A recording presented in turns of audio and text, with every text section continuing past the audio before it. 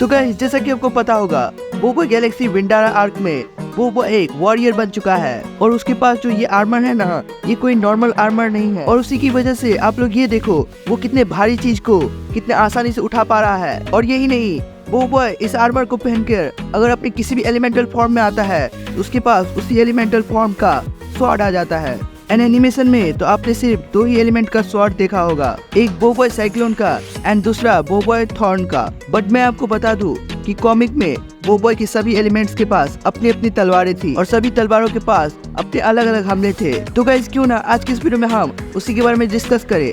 तो चलिए गाइस अब बिना टाइम वेस्ट किए करते इस कमाल की वीडियो को स्टार्ट।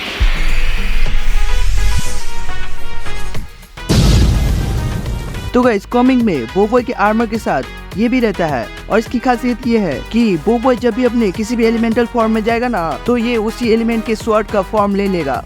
तो चलिए गाइस सबसे पहले बात करते हैं बोबो साइक्लोन के स्वॉर्ड की। तो यार साइक्लोन का स्वॉर्ड कुछ ऐसा दिखता है, इसकी मदद से वो दुश्मनों को दूर से ही विंड स्लैश के हमले से घायल कर सकता है। विंड स्लैश तूफान के ब्लेडो जैसा हमला होता है जो कि दुश्मन को घायल ही नहीं बल्कि दूर उड़ा कर फेंकता है। तो चलिए गाइस अब बात करेंगे थंडरस्टॉर्म के स्वॉर्ड की। तो यार थंडरस्टॉर्म का आर्मर वाला स्वॉर्ड ओरिजिनल वाले से काफी अलग होता है। ये काफी हल्का और धारदार होता है जिसकी मदद से वो मोटे से मोटे कवच को इजीली काट सकता है और जो कि उसमें बिजली होती है इसलिए ओपोनेंट को बड़ा जोरदार झटका भी लगेगा। तो गाइस यार अब बात करेंगे बोबो आइस के स्वॉर्ड की। तो यार बोबो आइस के स्वॉर्ड में कुछ ऐसी खासियत है ना, वो अगर किसी से लड़ेगा भी ना उसके तलवार के छूते ही सामने वाला ओपोनेंट तुरंत जम जाएगा। और उसकी तलवार पूरी की पूरी मोटी बर्फ से बनी होती है जिसे वो डिफेंस करने के लिए भी यूज कर सकता है। तो चलिए गाइस अब बात करेंगे बोबो थॉर्न के स्वॉर्ड की। तो यार बोबो थॉर्न का स्वॉर्ड कुछ ऐसा होता है ना कि वो उसकी मदद से बंदरों की तरह लटक सकता है एंड उसकी मदद से वो किसी को भी बांध भी सकता है और वो जल्दी टूटेगी भी नहीं जो कि वो लोहे से बनी होती है। और एपिसोड में इसका इस्तेमाल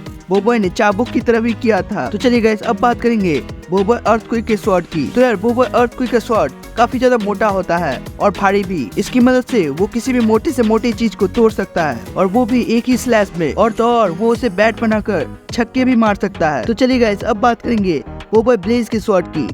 तो यार बोबो ब्लेज का स्वॉर्ड काफी ज्यादा यूनिक होता है। उसका स्वॉर्ड तो पहले से नॉर्मल ही रहता है लेकिन वो जब हमला करता है तो उसमें से आग जलने लगती है और उस तलवार की मदद से बोबो ब्लेज किसी पे भी हमला करके उसके तलवार सहित उसके कवच को भी गला सकता है। तो चलिए गाइस अब बात करेंगे बोबो सोलर की स्वॉर्ड की। तो यार बोबो सोलर के स्वॉर्ड से कुछ अलग हमला तो नहीं बट सोलर स्वॉर्ड ब्लास्ट हमला करता है अपने स्वॉर्ड से।